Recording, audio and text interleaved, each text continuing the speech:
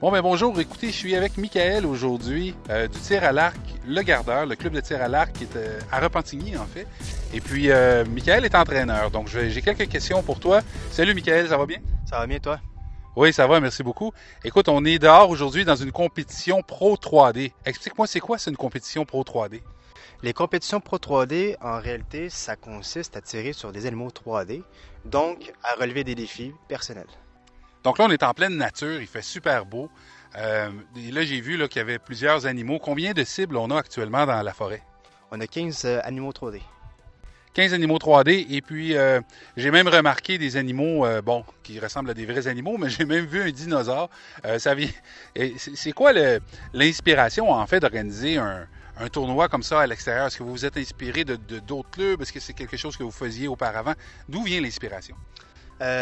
Personnellement, moi, ça fait à peu près 1 an que je suis au club de tir à l'arc Le Gardeur. Donc, je ne pourrais dire d'où vient l'inspiration de faire des tournois 3D. Cependant, le but d'une compétition 3D consiste en fait à, comment je pourrais dire, pour un club, un tournoi, c'est très important. Donc, oui, il y a un bon rendement d'argent qui se fait pour améliorer le club, justement, améliorer les futurs tournois pour les prochaines saisons à venir. Donc, ça sert ça sert de levée de fonds un petit peu là, pour améliorer le club.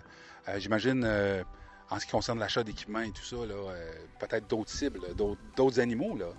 Oui, exactement. En fait, ça consiste à faire la réparation, à l'amélioration du club, à avoir aussi éventuellement plus de membres qui vont participer à nos futurs tournois. Ce serait vraiment génial. On pourrait peut-être éventuellement, on pense tranquillement à changer les thèmes, c'est-à-dire on pourrait faire un thème Jurassic Park par exemple, un thème plus horreur aussi peut-être. On lance des idées un peu comme ça, un peu comme un brainstorm en ce moment.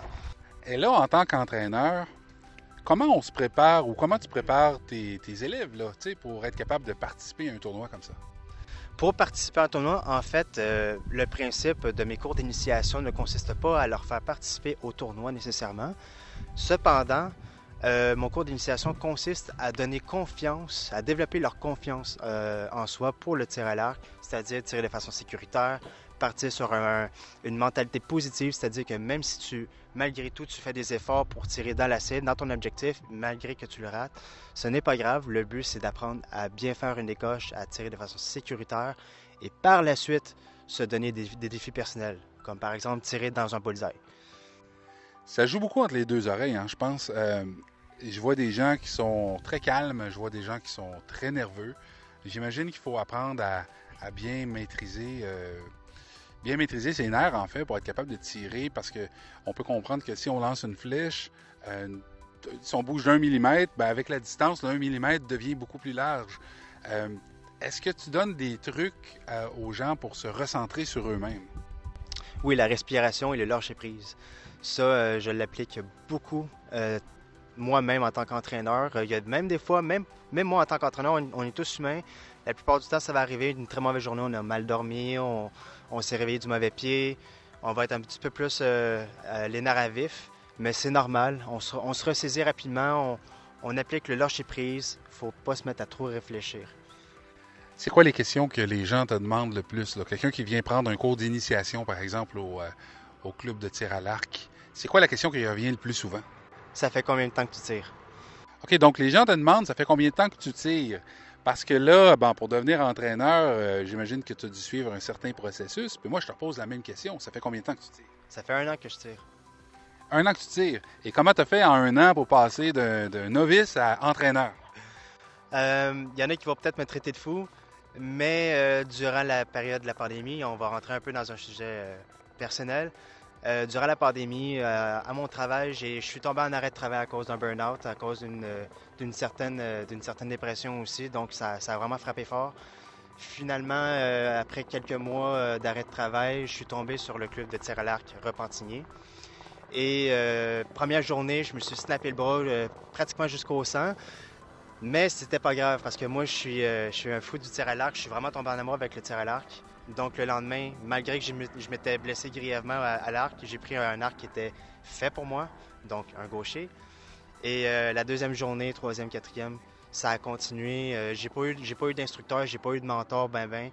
J'ai eu un certain Yannick / Yann à l'arc qui m'a beaucoup aidé dans mes débuts. Donc, j'ai pris l'expertise de plusieurs personnes expérimentées qui ne sont pas pour autant instructeurs, mais que ça fait plus d'une vingtaine, trentaine d'années qu'ils tirent à l'arc. Et donc, moi, 6-7 jours par semaine, j'allais tirer de l'arc. De 7 heures le matin, du lever du soleil au coucher du soleil, c'est-à-dire 6h30, 7 heures le soir, puis jusqu'au point d'en oublier d'aller souper même. Donc là, tu as découvert une passion il y a environ 1 an. Cette passion-là t'a mené à tirer beaucoup de flèches, à t'entraîner et tout ça. Explique-moi comment on passe de « je suis un adepte du tir à l'arc » à « je deviens un entraîneur de tir à l'arc ». OK. C'est sûr que pour devenir instructeur, ça se fait pas du jour au lendemain, c'est-à-dire qu'il faut répéter à maintes reprises la technique. Donc, moi, personnellement, à 6-7 jours semaine, une fois à tous les jours, je tirais facilement entre 300 et 400 flèches. Donc, 3-4 000 flèches par semaine. Il y en a qui vont peut-être penser que j'exagère, mais c'est vraiment pas le cas. J'exagère vraiment pas. Et puis par la suite, le club de base n'avait pas d'instructeur. Donc, comme je l'ai dit précédemment, le club n'avait pas d'instructeur. J'avais juste des mentors et des gens expérimentés pour m'aider à m'améliorer moi personnellement. Et un beau jour, quelques personnes sont venues à savoir si on donnait des cours d'initiation, à savoir s'il y avait des instructeurs officiels au club. Pour ma part, j'ai fait des arts martiaux pendant plus de 13 ans. Et j'ai 5 ans d'enseignement dans le sport du taekwondo, les arts martiaux. Et donc, je me suis servi de mon expertise à moi par rapport à l'enseignement que je faisais au tir à l'arc. Pour moi, ça revenait au même principe. Et puis par la suite, c'est-à-dire les gens qui s'occupent du club m'ont demandé davantage de mes services par rapport à mon expertise, mon enseignement. Et puis, c'est comme ça que ça a commencé. Quel genre d'arc tu tires et qu'est-ce que tu recommanderais à quelqu'un qui voudrait se lancer dans ce sport? Moi, je tire très principalement l'arc traditionnel, soit une longbow. La plupart du temps, une recurve bow. Ce sont 2 maîtrises différentes. Et puis, pour quelqu'un qui commence, qu'est-ce que tu suggères? Pour quelqu'un qui commence, je leur suggère de commencer avec une arc traditionnelle. Pas plus que 20-25 livres de force. Vraiment, là, c'est pour vraiment éviter toute blessure majeure. Hey, merci beaucoup. T'es super gentil d'avoir répondu à mes questions. Donc, merci, Michael. Et puis, on se revoit bientôt au club de tir à l'arc Le Gardeur. Merci. Merci à toi, Dominique.